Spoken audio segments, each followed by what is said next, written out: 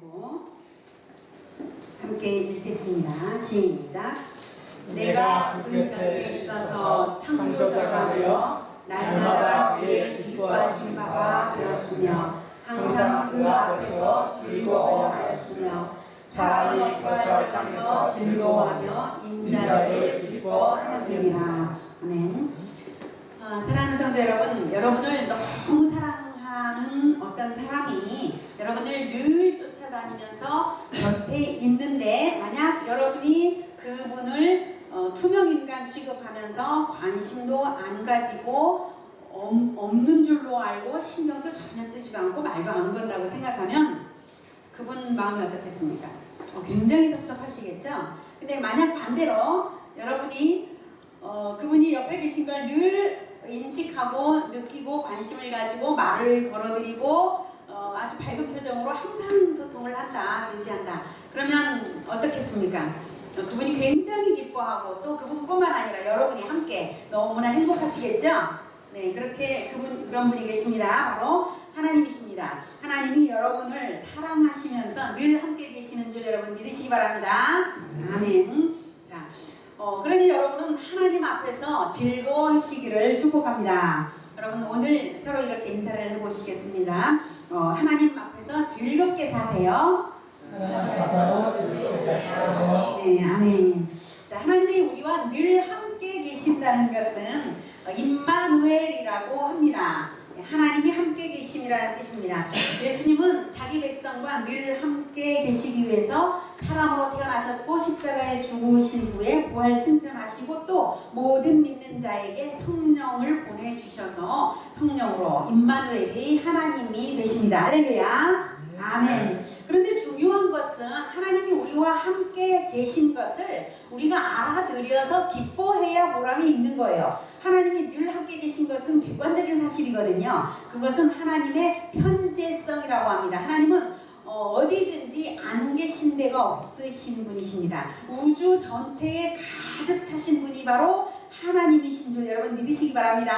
아멘. 그것을 편재성이라고 합니다. 그러니까 분명히 하나님이 계신데요, 하나님이 계신 줄을 우리가 몰라버리면 보람이 없다는 거예요. 그래서 당연히 우리가 알고 즐거워해야 정상이고 마땅한 것이나 라고 하는 것입니다. 그래서 예수님을 믿는 사람들은 자, 하나님 앞에 있다, 하나님 내 앞에 계시다 라고 한다면 우리가 어떻게 살게 됩니까? 죄를 우선 짓지 않게 됩니다. 죄를 짓다가도 얼른 하나님 앞에서 실토하게 되어 있고 그 죄를 버리게 되어 있죠. 그 다음 하나님이 늘 옆에 계시니까 즐거워하게 됩니다. 왜냐하면 불안해야 할 이유가 없는 거예요. 그래서 믿음이 있는 자의 두 가지 특징은 거룩과 즐거움입니다. 여러분 항상 마음이 즐거우시기를 축복합니다.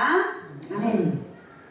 그래서 믿음이 있다면 항상 표정이 밝게 되고 하나님 앞에서 살아가게 되는데, 하나님 앞에 있다 이 생각을 코람데오라고 합니다. 하나님 앞에서 살아가는 것, 코람데오. 이 코람데오는 라틴어고요. 임마누엘은 히브리어입니다.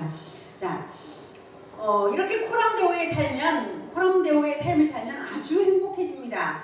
그래서 모든 것이 형통합니다. 예수님의 일생은 형통했습니다. 예수님이 십자가에서 죽으신 것이 불운한 것이지 무슨 형통이냐고 이렇게 생각하실 분이 혹시 있나요? 여러분, 하나님은 악한 자의 악한 계획을 사용해서 오히려 인류 구원의 역사를 이루신 것이기 때문에 형통이신 줄 여러분 아시기 바랍니다. 아멘. 그래서 구원을 이루시고 예수님의 왕권이 확정되었기 때문에 또 형통입니다.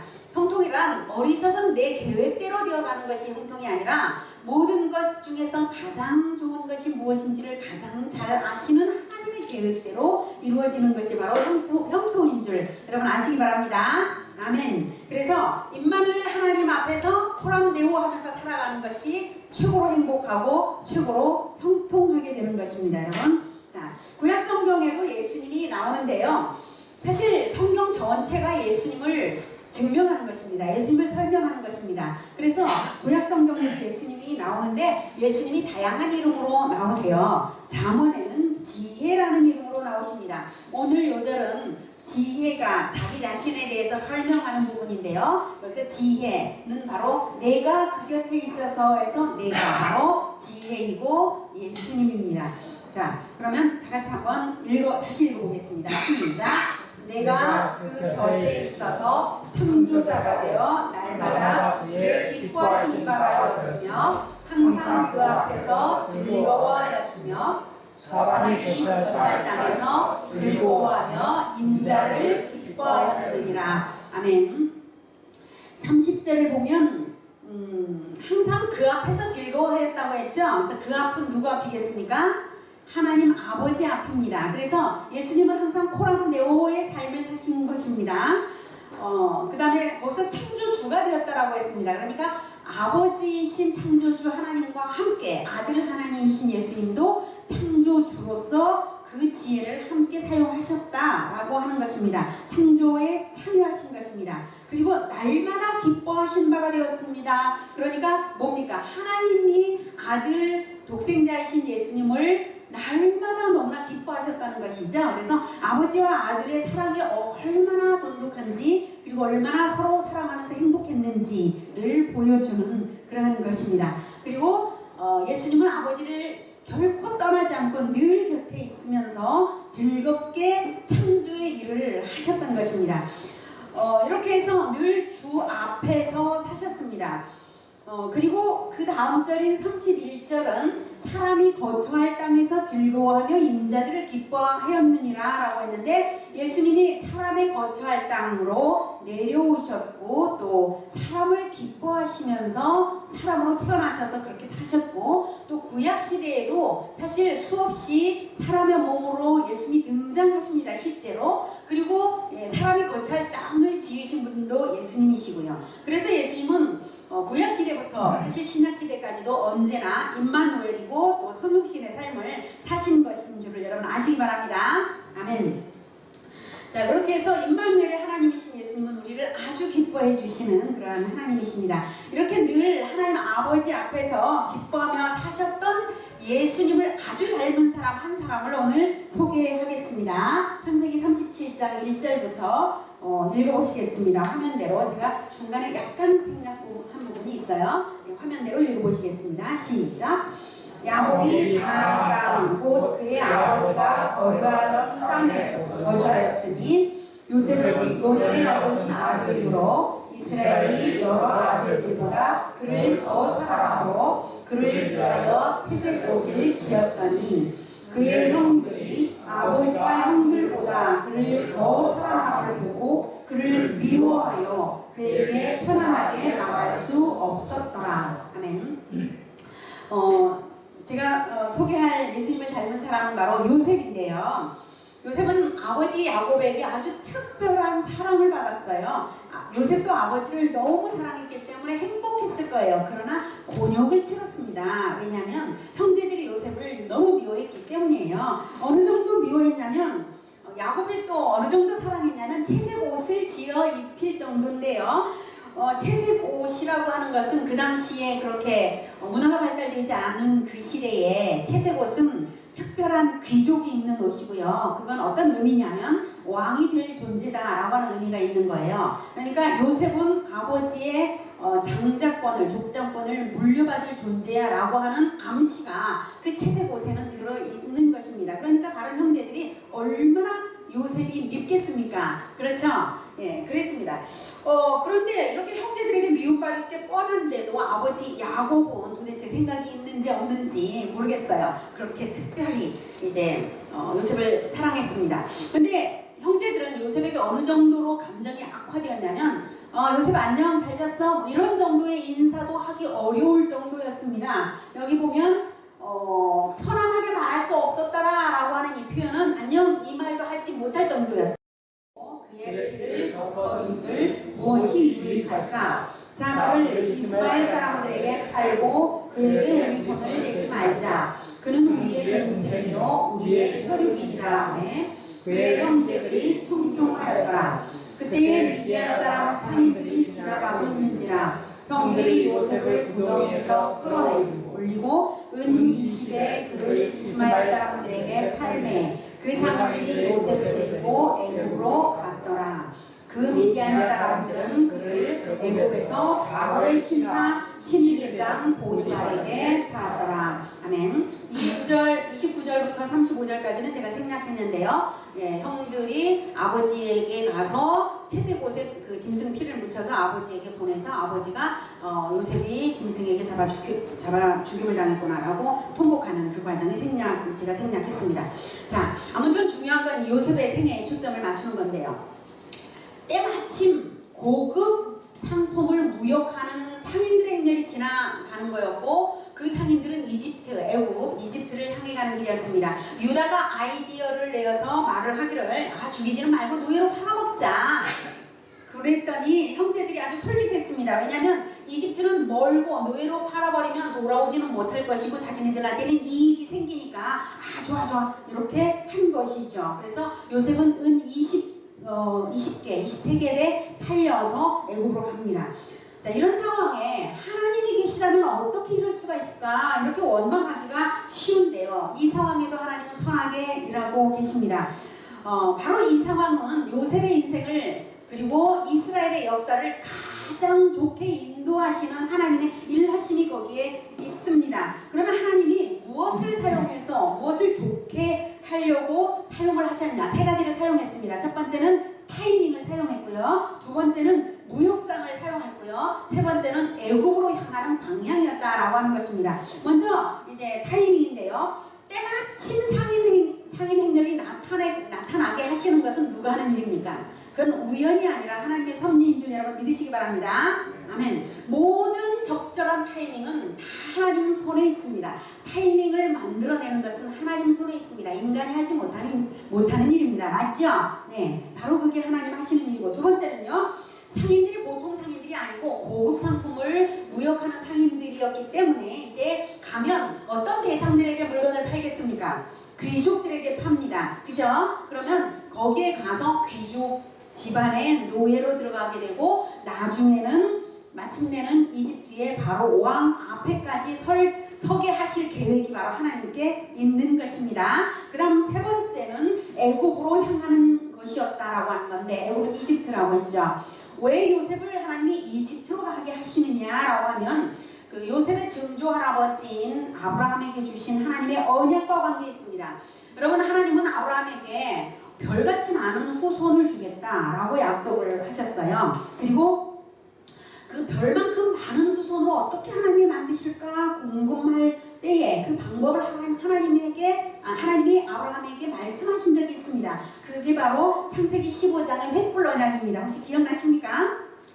네, 그 횃불 언약이 왜 방법을 주신 것인가 한번 다시 읽어보겠습니다. 창세기 15장 13, 14절 시작.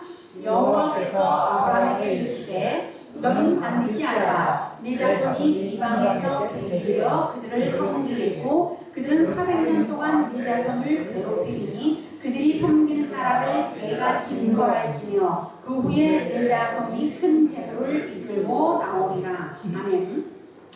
이방에서 400년 동안이라고 말씀하고 계시죠. 여기서 이방은 애굽, 이집트입니다. 실제로 이스라엘 백성들이 이집트에 가서 400년 살거든요. 그러니까 창세기 15장에서 말씀하신 이방은 바로 이집트입니다. 요셉이 애굽으로 가는 것은 이스라엘 민족을 애굽으로 이끌어들이기 위한 전초 작업으로 하나님이 미리 지금 작업하시는 거예요. 예, 그리고 요셉이 실제로 그 이후에 13년 후에 이스라엘 백성들을 불러서 이집트에 오게 합니다. 자, 그리고 그 이후에 400년 동안 이스라엘은 애굽 땅에서 별처럼 많은 후손으로 번성합니다. 이것이 하나님의 계획이고 아브라함에게 미리 예고해 주셨는데요. 그러면 왜 하나님은 이런 계획을 세우셔야 했을까요? 하나님은 첫 번째 범죄를 저지른 순간에 하나님께서 인류 구원의 계획을 말씀하셨죠. 여자의 후손이 마귀의 머리를 밟을 것이다. 이게 바로 인류 구원 계획입니다. 맞죠? 그럼 그 여자의 후손, 즉 메시아 그리스도를 보낼 계획을 그때 말씀하셨는데, 그리스도를 광야에 아무도 없는 데서 보내는 게 아닙니다. 보내겠다라고 말씀하시는 것은 기다려라 이런 메시지이고, 백성들이 기다릴 때에 왕으로 보내시기 위해서 말씀하신 것입니다. 그러면 하나님이 사전 작업을 그리스도 전까지 해야 돼요. 어떤 사전 작업이냐면 국가를 만들어서 백성들을 만들어 둬야 되는 거죠. 그래서 영토와 백성에 대한 약속을 아브라함에게 했던 것입니다. 그래서 가나안 땅을 주겠다고 약속한 것이고 별같이 많은 후손 주겠다고 약속을 하신 것입니다. 자, 그렇게 해서 언약을 맺은 백성이기 때문에 그리스도를 기다리고 그 그리스도가 오게 하기 위해서는 우선 많은 백성 만드시려고 이렇게 하신 것입니다. 그런데 아직은 이스라엘 아브라함의 후손이 몇십 명밖에 되지를 않아요. 근데 그 당시 지구는요 전쟁의 시대입니다. 그리고 야곱의 아들들은 굉장히 다혈질이어가지고 다른 어느 족속하고도요 전쟁이 나기 아주 십상이에요. 얼마 전에도 세겜족하고 전쟁할 뻔했잖아요. 세겜족을 막 학살했잖아요. 그리고 가나안 족속들과 전쟁이 날 뻔했는데 하나님이 보호하셔서 안 난 것뿐이에요. 이제 언젠가는 분명히 전쟁이 날 가능성이 10중 8구입니다. 그죠? 그렇다면 하나님 편에서 생각할 때에 이 백성들을 보호하기 위해서는 어떻게 해야 되느냐? 바로 그 방법이 부족한 전쟁의 위험에서 완전히 차단하고 전쟁에 나가지 않고 계속 자녀를 낳게 하는 법. 그것이 바로 강대국의 노예로 살아가는 것입니다. 그래서 최강대국인 애굽에 들어가게 해서 노예로 살아간다면 노예는 전쟁에 나갑니까? 안 나갑니까? 안 나가죠. 노예는 생산 노동만 합니다. 그래서 생산 노동만 하니까 전쟁에 나가서 죽을 일 없으니까 계속 자녀를 많이 낳아요. 그래서 계속 자녀를 낳아서 정말로 나중에 200만 명가량이나 되는 것입니다. 이게 바로 하나님의 놀라운 세계 경영 계획이었던 것입니다. 사람의 머리로 누가 이것을 생각할 수가 있었겠습니까? 아무도 생각지 못하는 일이죠. 그죠? 그래서 그 전초 작업으로 바로 요셉 하나를 애굽으로 끌어가는 과정이 바로 하나님의 일하심인 것입니다. 물론 하나님의 계획이 그 하나님의 요셉의 형들로 하여금 그렇게 악한 일을 하도록 만드신 것은 아니에요. 다만 그것을 활용하시는 것 뿐입니다. 타이밍과 상인들과 애국으로 향하는 방향성을 사용하셔서 말입니다. 하나님은 완전한 계획을 하시고 인간이 아무리 악함으로 하나님의 방법을 하나님의 계획을 방해하려고 막으려고 할지라도 하나님은 오히려 그 상황을 역이용하시는 분이신 줄, 그리고 하나님의 계획이 완전히 이루어질 줄을 여러분 믿으시기 바랍니다. 아멘. 자, 이렇게 해서 우리가 고난당할 때 결코 낙심할 필요가 없다. 그리고 하나님을 의지하면 된다라고 하는 것입니다. 가장 좋은 것이 무엇인지는 나는 모르지만 하나님은 아신다. 하나님은 언제나 나에게 그리고 하나님의 백성들에게 가장 좋은 것을 주신다. 이것을 반드시 철석같이 믿고 낙심하지 마십시오. 아멘. 자, 노예로 팔려간 요셉에게 위기가 어떻게 기회로 전환될까요? 39장 2절부터 읽겠습니다. 시작.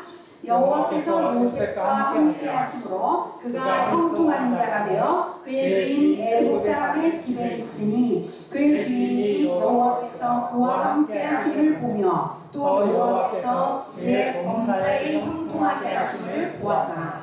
요셉이 그의 주인에게 은혜를 입어 섬기매 그가 요셉을 가정 총무로 삼고 자기의 소유를 다 그의 손에 위탁하니 그가 요셉에게 자기의 집과 그의 모든 소유물을 주관하게 하는 때부터 여호와께서 요셉을 위하여 그 애굽 사람의 집에 복을 내리심으로 여호와의 복이 그의 집과 밭에 있는 모든 소유에 미친지라. 아멘.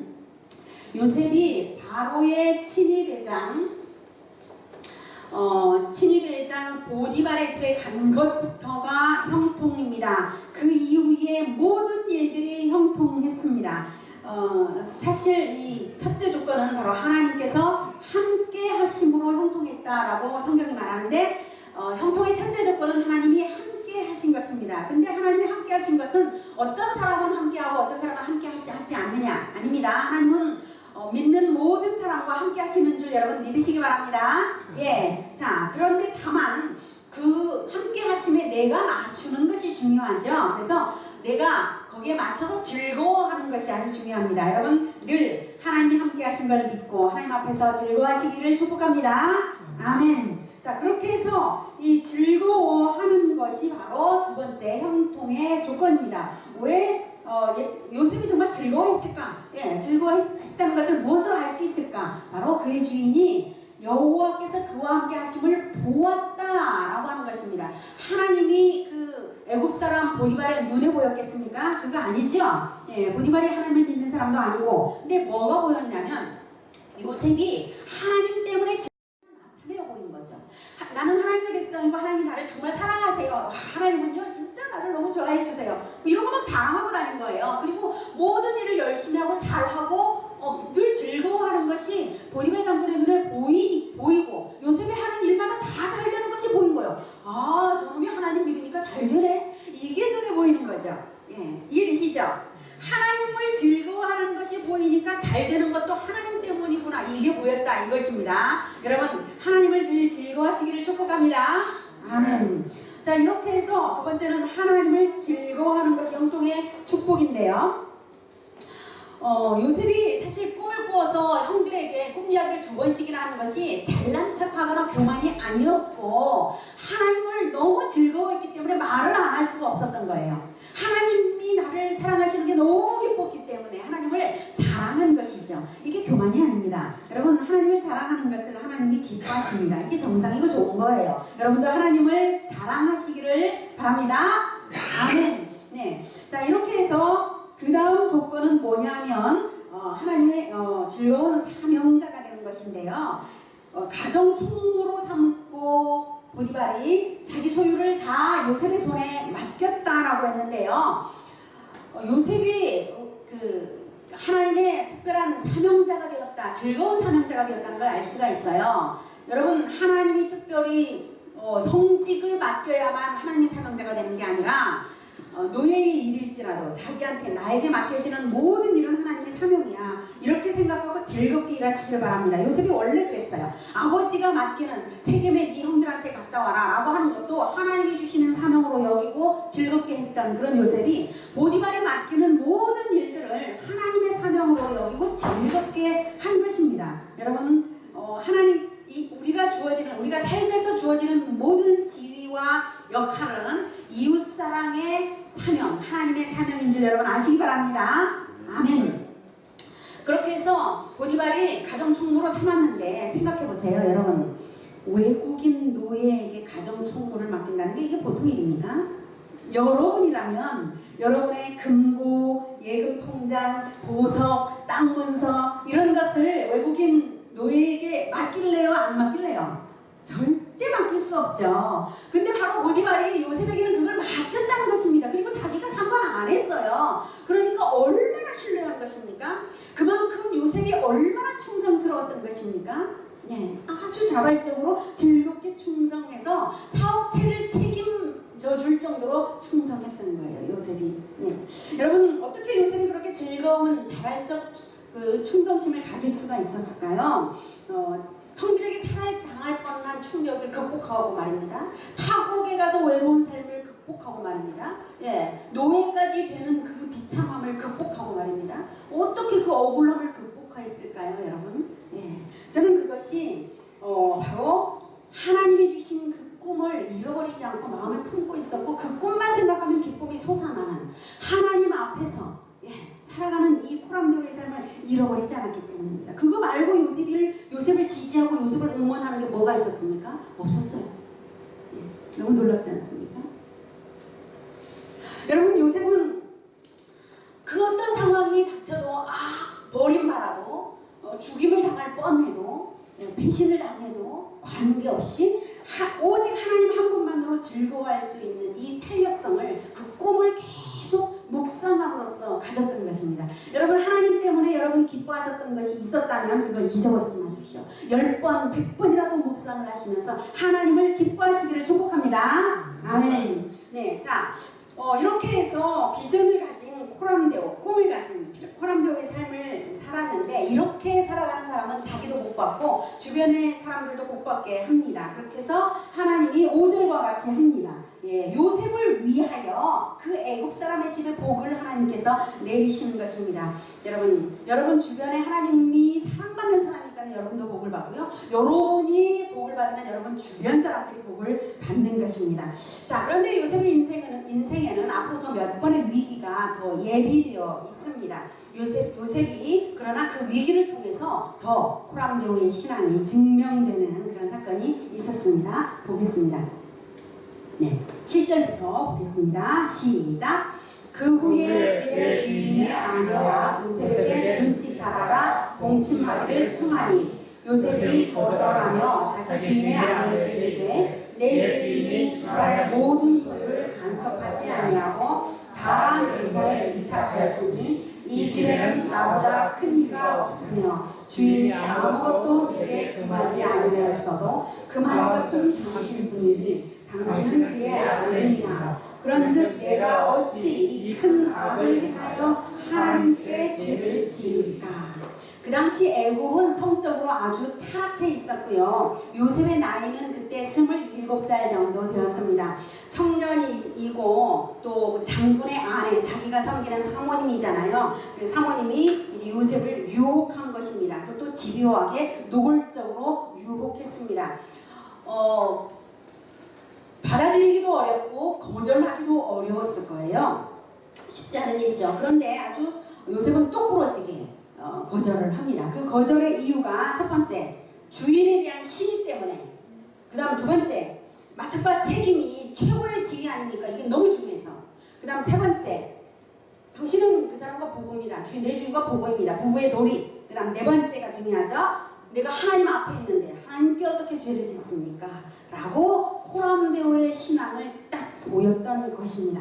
자, 그런데 난처한 것은 그럼에도 불구하고 그 여자가 더욱 집요하게 날마다 또 계속 유혹을 하는 거예요. 그러다가 어느 날은 마침 이 여자에게 좋은 기회가 왔어요. 집안에 사람들이 없고 요셉만 있었던 것입니다. 그리고 요셉이 자기 일을 하러 자기 가까이 오니까 그 여자가 요셉의 옷을 꽉 잡고 오늘 나하고 동침하자라고 한 거예요. 너무 위기죠. 그래서 요셉이 도망을 치는데 옷이 벗겨졌어요. 옷이 벗겨지면 그 옷이 어떤 나쁜 증거물처럼 남잖아요. 그 여자의 손에 남았는데도 자기는 도망치는 게 급선무라서 요셉은 도망을 쳤습니다. 그 여자가 이제 요셉에게 거절을 당하니까 아주 기분이 나빠가지고 소리를 지르면서 사람들을 불러 모았어요. 자기 편 사람들을 불러 모아가지고 말을 하기를 저놈이 나를 강간하려고 왔더니 내가 소리를 질렀더니 이 옷을 버려두고 그냥 도망을 갔어. 이렇게 얘기를 하면서 중상모략을 한 거죠. 그리고 그 옷을 자기가 계속 가지고 있다가 남편이 오기를 기다려가지고 남편한테까지도 똑같은 말을 그렇게 얘기를 하는 거예요. 그러자 남편이 아주 분을 내면서 감옥에 요셉을 가두었습니다. 요셉의 말을 듣지도 않고 말이죠. 요셉의 운명이 정말 기구하게 느껴지죠. 지금껏 착하게만 살았고 충성만 했을 뿐인데 노예의 처지도 모자라서 이제는 감옥까지 이제 가게 되었습니다. 요셉이 그래도 즐거울 수가 있었을까요? 낙심을 안 했을까요? 확인 한번 해보겠습니다. 20절부터 시작. 이에 요셉의 주인이 그를 잡아 옥에 가두니 그 옥은 왕의 죄수를 가두는 곳이었더라. 요셉이 옥에 갇혔으나 여호와께서 요셉과 함께 하시고 그에게 인자를 더하사 간수장에게 은혜를 받게 하시네. 간수장이 옥중 죄수를 다 요셉의 손에 맡김으로 그 재반 사물을 요셉이 처리하고 간수장은 그의 손에 맡긴 것을 무엇이든지 살펴보지 아니하였으니 이는 여호와께서 요셉과 함께 하시니라. 여호와께서 그를 범사에 형통하게 하셨더라. 어땠습니까? 요셉은 감옥 안에서도 하나님 앞에서 즐거워했다는 것이죠. 즐거워했기 때문에 간수장에게까지 은혜를 받고 간수장이 모든 죄수들을 요셉에게 맡긴 겁니다. 여러분, 감옥이라고 하는 곳은 무서운 곳 아닙니까? 어떻게 죄수들을 죄수에게 맡길 수가 있습니까? 이런 것이 있을 수 없는 일이에요, 사실은. 그런데 놀라운 일을 한 거죠. 이것은 먼저 간수장 역할까지 완전히 맡겨버린 것입니다. 이것은 먼저 하나님의 특별한 은혜였고 또 그 다음에 요셉의 긍정성과 성실성을 간수장에게 신뢰를 받은 것입니다. 인정받고 신뢰를 받은 것입니다. 생각하기에는 그래봤자 감옥인데 거기서 수고롭게 봉사해서 무슨 이익 볼 게 있어. 이런 생각을 보통 사람들은 하기 쉬워요. 자, 그러니까 요셉의 훌륭함이 더욱 돋보이는 것입니다. 그런 상황일지라도요, 요셉은 하나님이 주신 사명이야. 이웃사랑의 사명을 실천하고 있었던 것입니다. 그러니까 하나님이 요셉을 자랑스러워 안 하시겠습니까? 그래서 자랑스러워서 요셉을 높이시고 사람들한테 자랑 안 하시겠습니까? 그러시겠죠? 네. 예수님이 바로 그렇게 천국의 관점으로 보면 감옥인 이 땅에까지 기꺼이 내려오셔서 죄수들을 섬기는 것처럼 우리를 섬기신 분이 바로 예수님이십니다. 그렇게 해서 하나님께서 예수님을 높이 들어올려서 모든 세상 사람들이 보도록 자랑하셨습니다. 그것이 바로 십자가이고 이어지는 부활과 승천인 줄 여러분 믿으시기 바랍니다. 아멘. 자, 지극히 사랑받던 그리고 귀한 아들 요셉도 말할 수 없는 고난 가운데 버려졌지만 자기가 있는 곳 어디서든지 하나님 앞에서 하나님과 함께 즐거워했고 청지기 사명으로 행하고 있었던 것입니다. 자, 그래도 그래봤자 감옥인데 감옥 안에서 형통한들 무슨 그게 형통이겠냐고 이렇게 사람들은 또 생각을 할 거예요. 그죠? 네.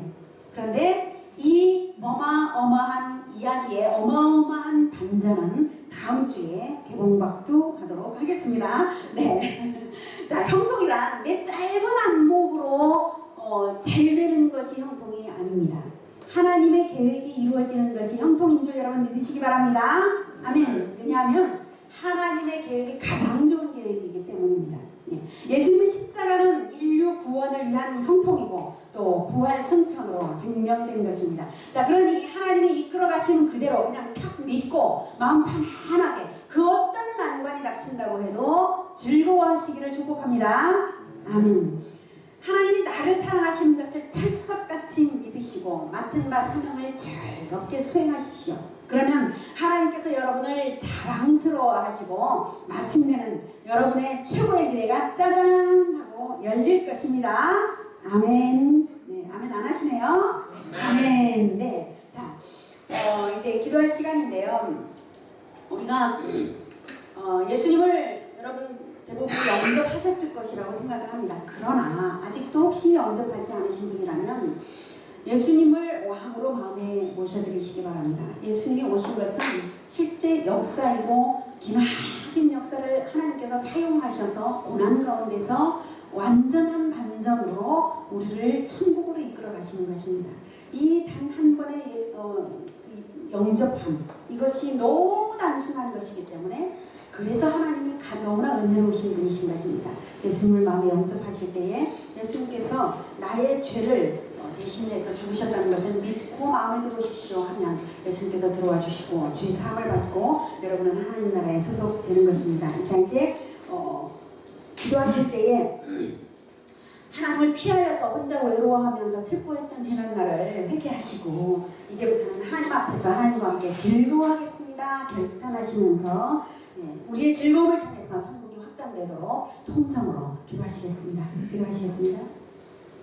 사랑하는 하나님 아버지, 하나님께서 우리와 함께 하시고 어디든지 함께 하시는 것을 감사합니다. 그러나 우리가 그것을 생각지 못하여서 즐거워하지 못했던 것들 그리고 외로워했던 것, 슬퍼했던 모든 순간들이 있었습니다. 용서하여 주시옵소서. 우리가 이제 늘 하나님 앞에서 즐거워하면서 하나님 앞에서 거룩하게 살아가고자 합니다. 주님 붙들어 주시고 우리 마음이 늘 하나님을 향하게 하시고 하나님의 사랑을 확신하면서 늘 즐겁게 평안한 삶을 누릴 수 있도록 주님 붙들어 주시옵소서. 요셉처럼 하나님께서 우리에게 이웃을 사랑할 즐거운 청지기 사명을 주셨다는 것을